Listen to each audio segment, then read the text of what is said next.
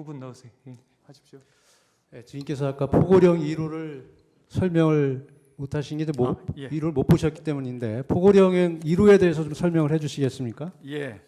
그 포고령 1호 포고령 1번에 보면 그 내용을 쭉 보면 마지막에 있는 시위 등 일체의 정치 활동을 금한다라고 되어 있습니다. 이걸 보면 마지막 일체의 정치 활동을 금한다는 게 이제 마지막 핵심이고요. 그래서 이제 국회 같은 경우에는 그 입법 활동에 대해서는 존중돼야 되고 당연히 그거는 보장이 돼야 된다고 저는 생각합니다. 그렇지만 정치 활동에 대해서는 통제가 필요하다고 저는 생각하기 때문에 이걸 넣은 겁니다. 왜냐하면 과거의 사례를 봐도 그렇고 정치 활동을 빙자해서 국민들을 선동한다든지 또 사회를 교란한다든지 또 심지어는 이 반국가 세력하고 결탁을 해서 체제 전복을 노린 그런 사례도 있습니다. 이런 것들을 고려해서 국회에서의 정치 활동 또는 이제 그 정치인들의 정치 활동에 대해서는 어떤 일시적으로라도 그러니까 통제가 돼야 된다. 그런 차원에서 이게 들어간 겁니다. 예, 국회의 정상적인 의정 활동이나 합법적인 활동이 아니고 네, 위법적이고 탈법적인 활동을 금지한다는 의미로 넣었다는 말씀이죠. 그렇습니다. 네, 예. 그리고 아까 그 비상 입법 기구와 관련해서 헌법 76조 비상 입법권을 말씀하셨습니다. 근데 헌법 76조는 긴급 재정 명령에 관한 규정이고 그 명령은 입법의 효력이 있다고 해서 그렇게 말씀을 하신 것이죠. 네, 네, 그렇습니다. 그리고 아까 말씀하실 때 대통령께서 평소에 민생 살리기나 경제 살리기 입법 수백 개를 추진했는데 거대 야당의 발목 잡기에 잡혀서 실행을 못해서 안타까워하셨다. 네. 그래서 이제 증인께서 헌법 76조를 활용해서 실행 방법을 강구하는 것이 지금 이 맞습니다. 문구라는 것이죠. 예, 예. 혹시 대통령께서 평소에 민생 입법이나 경제 살리기 입법 중에 대표적으로 언급했던 법률이 무엇인지 말씀해 주실 수 있습니까? 특별히 어떤 법률에 대해서 언급하지 않으시고 네. 이런 것들을 막혀 있는 이런 법안들 민생 관련한 거, 경제 살리기 관련한 것에 대해서 이것이 그 제대로만 작동이 되면 국민의 삶이 훨씬 더 좋아질 텐데 하시면서 아쉬움을 표하면서 이게 기회가 된다면 이런 어떤 비상 대책을 강구해서 어떤 이런 것들이 좀 해결될 수 있는 방안이 있으면 좋겠다. 이런 어떤 희망사항으로 말씀하신 게 있습니다. 그래서 그 기억에 제가 해서 그 내용을 정리한 겁니다. 그때 당시에 이제 평소에 대통령께서 4대 개혁 문제라든지 그 소득세법, 상속세법, 증여세법, 법인세법 이런 부분들을 많이 개혁하시려고 하는데 좌절됐던 부분을 말씀하신 적은 없습니까? 그런 부분도 물론 당연히 말씀하신 데는 근데 이런 법만 잘 돼도 국민이 더 잘 예, 살 예, 수 예. 있다는 안타까운 맞습니다. 말씀을 많이 다 하셨다. 포함했습니다. 예, 그런 것까지. 네. 그리고 그 청구인 측 질문에서 특전사는 의사당 내이고 수방사는 경내고 경찰은 담장 밖이라고 이렇게 질문을 할 때 주인께서 맞다고 말씀을 하셨는데 실제 특전사가 국회 본 의사당에 얼마나 들어가셨는지 아십니까? 280명. 본관에 다 들어갔습니까? 280명이 질서 유지를 위해서 활동을 했습니다. 다 들어간 걸 확인하셨습니까? 아니 확인한 것보다 제가 보고를 받았습니다. 그렇게. 그러니까 그게 지금 이제 오해를 좀 280명은 국회 경내에 들어간 인원을 말하는 거고요. 맞습니다. 예, 맞죠? 예. 본청에 본 회의장 안에 건물 안에 들어간 사람은 12명밖에 안 돼요. 7079대 묵 깨고 차묵 깨고 그거를 좀 오해를 하시고 예.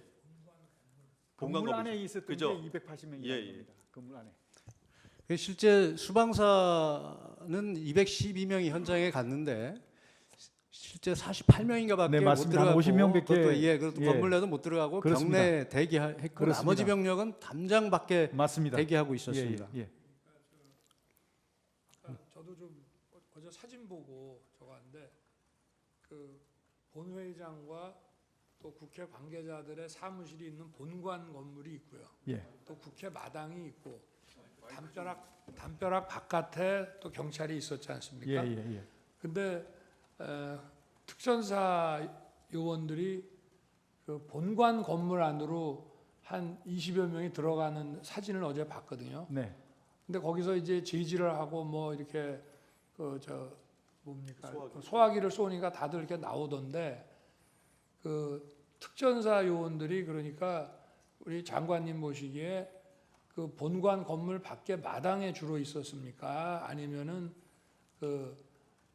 본관 건물 안으로 그 많은 인원이 다 들어가 있었습니까? 280명은 본관 안쪽에 하여튼 복도든 어디 그 이쪽 곳곳에 가 있었습니다. 280명. 장관님께서 구체적으로 병력의 위치 사항을 자세히 파악하시고 있는 건 없으신 예, 거죠? 그렇습니다. 예. 저는 그렇게 알고 있습니다. 그 수방사령관 이진우 수방사령관이 24년 12월 7일 날 서울중앙지검에서 조사받은 내용입니다.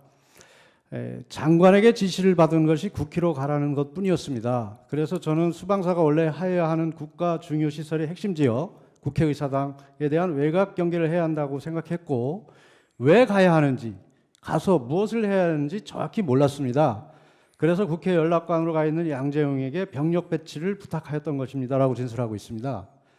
이 수방사령관의 진술에 따르면 증인께서 수방사령관에게 정확한 임무를 지시하지 않은 것으로 보이는데 어떻습니까?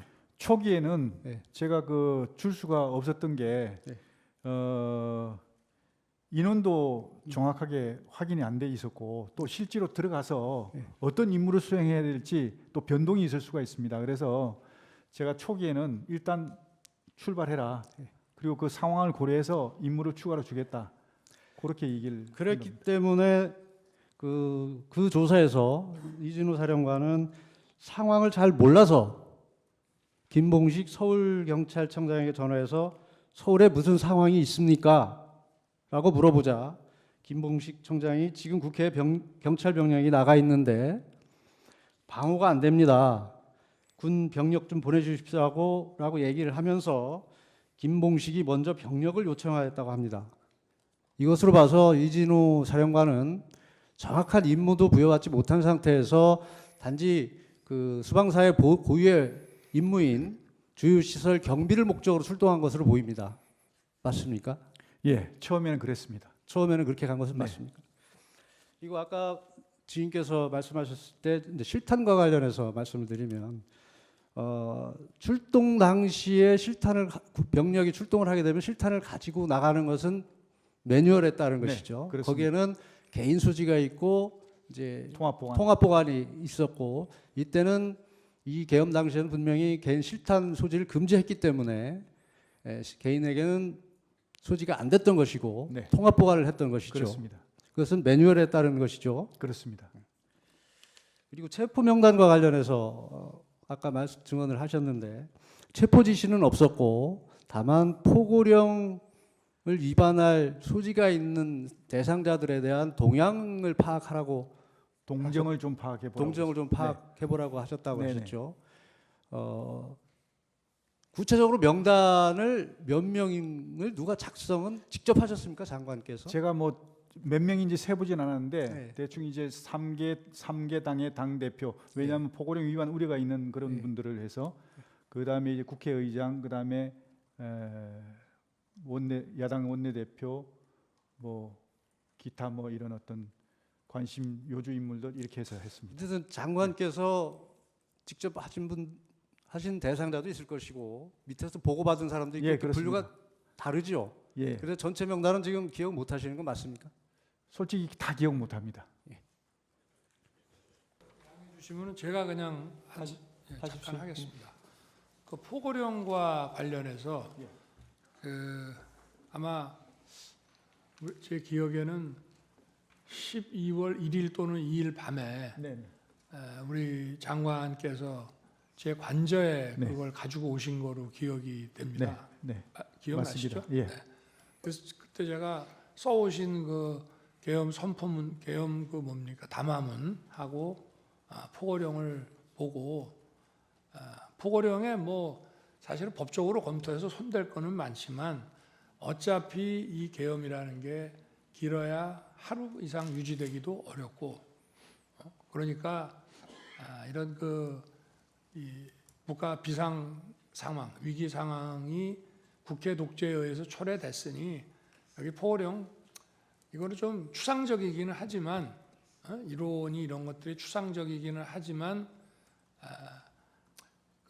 그런 어떤 상징적이라는 측면에서 집행 가능성은 없지만 이게 상해법규에도 위배되고 내용이 구체적이질 않아서 집행 가능성도 없는 거지만 뭐 그냥 놔둡시다라고 말씀을 드리고 그냥 놔뒀는데 뭐 기억이 혹시 나십니까? 예, 제가 이제 느낀 것은 네. 대통령께서 평상시보다 이렇게 좀 꼼꼼하게 안 보시는 것을 제가 느끼면서 네. 평상시 이제 대통령 업무를 하시는 스타일이 항상 법전을 먼저 찾으시거든요. 네.